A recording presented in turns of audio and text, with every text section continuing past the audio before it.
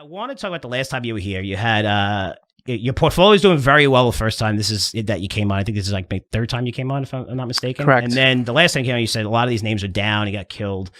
I want to see where you are with your portfolio now. And again, you have to go through this process. If you look through every single investor who's great, if the icons or whatever, when they were young, they'll tell stories how they got wrecked. And it's good because getting wrecked, makes you put makes you become more aware. Makes you understand the risks, that it's not that easy and what could happen when you lose money. And I describe it as someone who skis and for the first time and they get it and they're really good. They're going fast. Those are people who get hurt, right? It's not the people who go really slow, who are scared. No. And then once you get, now you're like, whoa, holy cow, I must kill myself. I got to be careful. That's how it is with the market. You got to go through that process. You can't just start off and listen to some guy and saying, okay, you're going to think you know more than that person all the time, especially if you're young. And it is a bull market and everything's going higher. So, Joe, I wanted to bring up your portfolio and go over some of the things here because last time we had you on, you said you had some losing your portfolio. Let me just bring this up really quick. Right. And I could show everybody. But how are you doing today? And let's talk about some of the stocks in your portfolio here. All right. So today, pretty red for another portfolio update. The last one we did was it March 3rd? So it's been a couple weeks, and we are in the same boat. We have not really moved at all. As of today, we have lost at the moment another $140. I'm currently down $19.80 and around 60 cents total. Your account value is $3,500, right? As of right now, yep. And what did you start out with? With $5,500. $5,500. Now, you made a lot of money at the beginning? Yes. Well, I've been in the same tank for now a month or two. All the way back in the beginning, I was doing pretty well, and then I just got too heavy into tech, and as you see right now, it's just bleeding. So, talk about some of these names. Why'd you buy some of them? And it looks like you're down a lot of them, but right. CCIV. Some of them, like that one, I'm not too concerned about because that's pretty volatile. Like last week, I was up like $100 on it. It's gonna be shifting pretty rapidly. That one, I'm not too concerned about. I have a lot of hopes of that one. Why did you buy that stock for? I actually bought that just because I thought it was a great price, and I've been following that since the merger even really hit Main Street. Okay. It was $20, and I was like, you know what? Let's follow it. I was watching it. It went up to like $50, and I was like, wow, that's pretty crazy. And once this actually becomes Lucid Motor becomes on, cars are on the road, it's going to skyrocket a little bit. So, what I about picked some it of up. the other, like GSAT? Like what GSAT, made you buy? that was ridiculous. They do. It's a satellite company. It's supposed to be along with 5G for the future, so I invested in that. HCMC, that was off Wall Street Bets. I saw that on the Reddit. I was like, you know what? That's fine. Yeah. People get ideas. Yeah. Well, I was like, it cost me, $135. Now, what are they saying at Wall Street Bets? Are there people still involved in this stock? Or do they tell you like what to do when it goes down? I just saw it in the feed, like constantly in the feed. And this was, mind you, this was like a month and a half ago, 2 months ago when I bought it. I saw that in the feed and I was like, you know what? Like $135 for 50K shares. It's not going to go to $1 or anything like that, but we'll see what happens because I just wanted to put my trust in there a little bit, but it's only $80. That's not. So you're thinking right now that you could buy, like, you get more shares of it, so you can make more money off of it. As of right now, no, I'm leaving that one be. That's fine. You have like a ton of shares. Of it, yeah, that's till whenever if it goes bankrupt, whatever. I lost $135. I'm down $80. Now 85. That's all right. That's nothing. Whole. That's another one I love. That's going to be the merger with Astra. That one I'm down big on. That's another $260.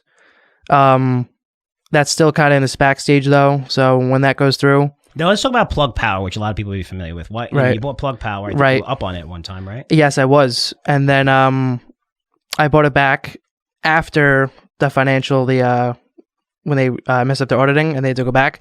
So I purchased it after that dip. And as of right now, it's still dipping because I was researching it and they actually are in a 5T hydrogen fund where they're with a bunch of other companies like Baker Hughes, and they're offering credit to customers, which isn't that great because that means there's not a lot of people interested in their company. So with that information, that was after I bought it, and since then it's been pretty right after that. With UEC is another name on here, which is UEC was your recommendation. Yep. Club. That's the one that's green. Yep. That's the only one that's here. That's in our portfolio. Right. and you recommended it. It's nice you have access to me, but you don't buy any of the stocks here. It's awesome, Joe. Good for you. Again, at that, it's That's it's funny. like your dad is Alex Rodriguez, and yet you just learning baseball from somebody else, which is fine. But so if you're on again, you probably listen to iTunes. That's where we get most of our downloads. But we do have a Curzio Research YouTube page where I have Joe's portfolio up that you can view it, and that's where we're going through this, going through the stocks. So let's start here, Joe. Let me ask you a few questions here. So you bought these stocks for a certain reason, and they're down. Does that reason still exist? I mean, because you buy a stock and say, okay, here's the reason I'm buying it, but it seems like for some of these names, that reason no longer exists. If it doesn't, then, why would you continue to own it? Right. So you always talk about how you have to have a thesis for a stock. Most of these I have a thesis for, unlike, say HDMC or SIRC, but that one we'll see. I'm owning them just so I don't lose these gains at the moment. I still believe in them. But they're not gains, they're losses. They're losses, yeah, but I'm hoping they're going to be gains soon. I still believe in them.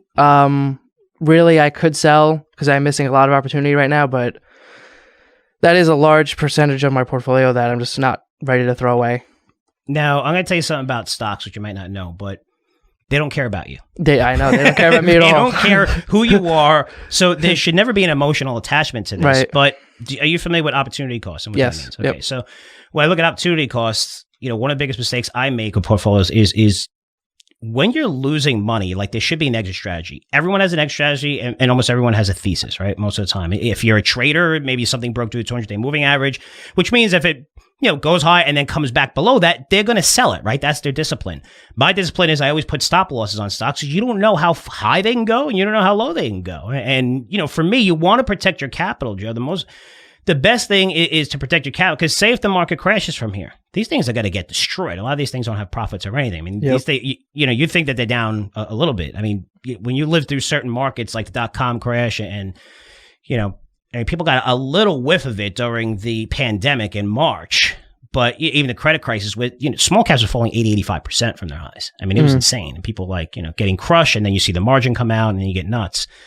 But, one of the things I could suggest is, and again, feel free to do whatever you want. I really appreciate you coming on and showing this. It's a very big deal, Joe, really. But, when I look at your portfolio, I would say that, don't be afraid to get out of those stocks that no longer, where your thesis doesn't Right. hold water, right? Because one of the things you just said is, hey, I'm holding these names because I'm a believer in them and I think they're going to come back. But in the meantime, when you have these losses, and it's all about controlling your emotions and your psychology. And Right. that is the most important thing because sentiment really drives stocks, right? It's how people feel about them. It's the reason why Peloton is trading at whatever times, million times earnings, is because sentiment, people love the product. So sentiment has a lot to do with this.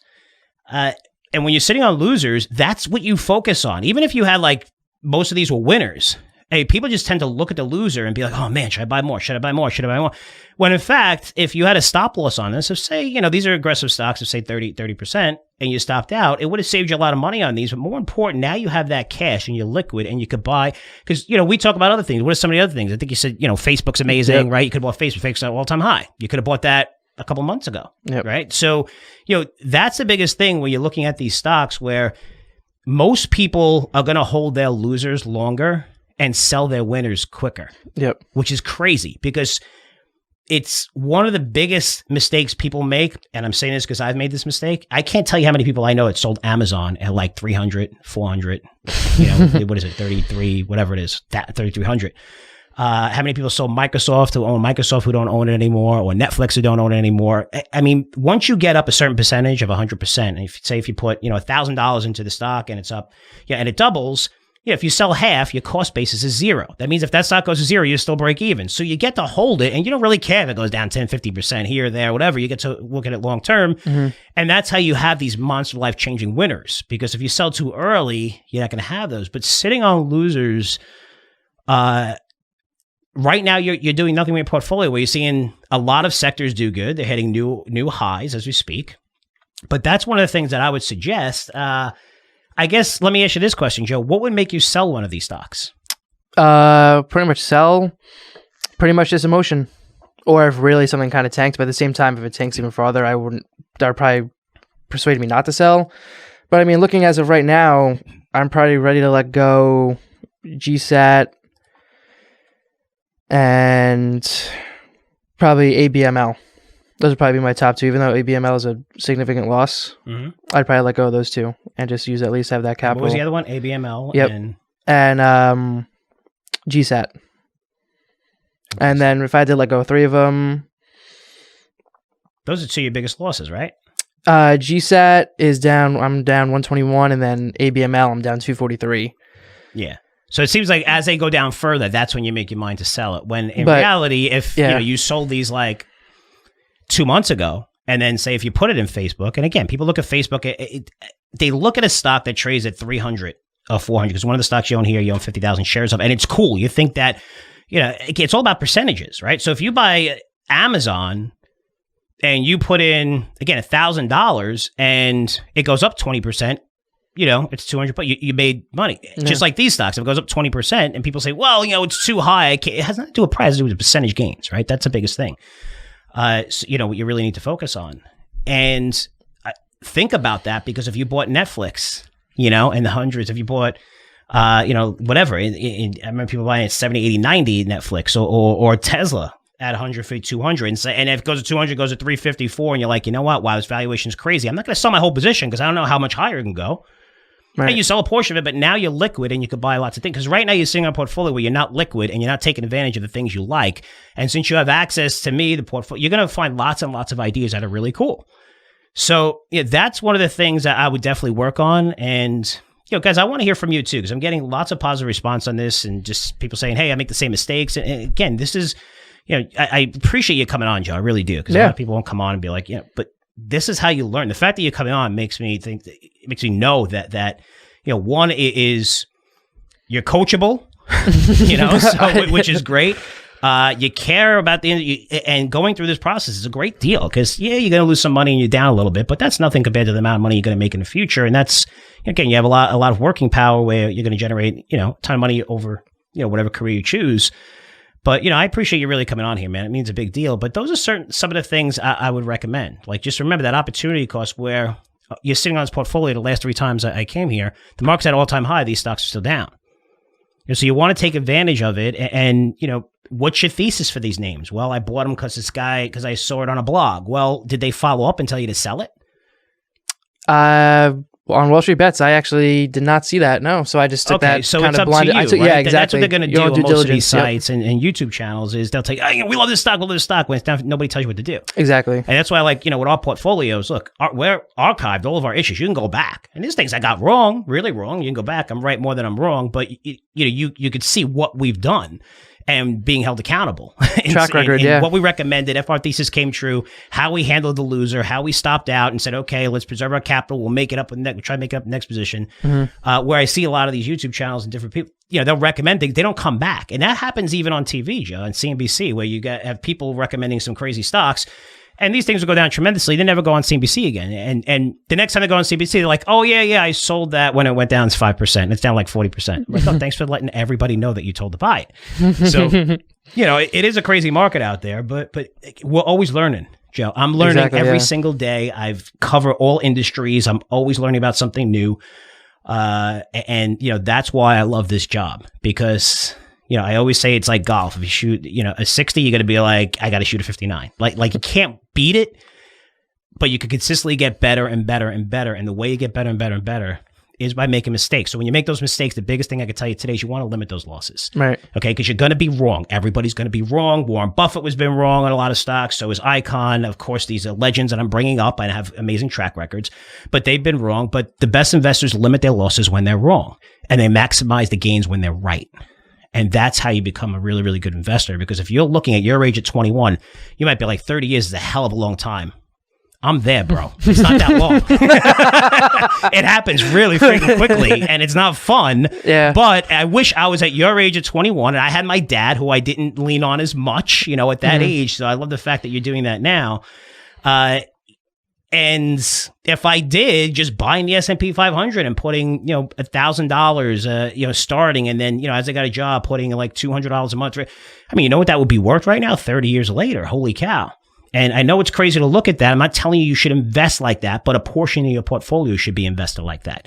Okay, you should be more risky because you're younger and taking on risk and stuff like that. But and also be careful with margin, because when you're wrong, you've seen it with the stories in the news. When you're wrong, you're wiped out. You're gone. Yep. And the biggest thing when it comes to the markets is you want to see bear markets if you're prepared, because that's when the greatest investors make an absolute fortune, because everything goes on sale, it goes cheap, and everyone loses their money. And when you see things get discounted, like even during a credit crisis, when the European banks were forced to sell a lot of their loans to lower their leverage, the private equity funds were some of the only ones in America that were able to buy this stuff, and they made an absolute fortune on it. Absolute fortune, because they're the ones that had the cash to buy it at the absolute low. And that's how you make a killing, not by buying these things really when everything's at all-time highs. It's when the market crashes. How do you protect yourself? Because when everyone's selling and you see the forced selling and what it does to some of these stocks, right? We saw Discovery and was it Viacom or whatever, when funds blow up, that's the opportunity where you could buy a lot of this stuff when it gets crushed.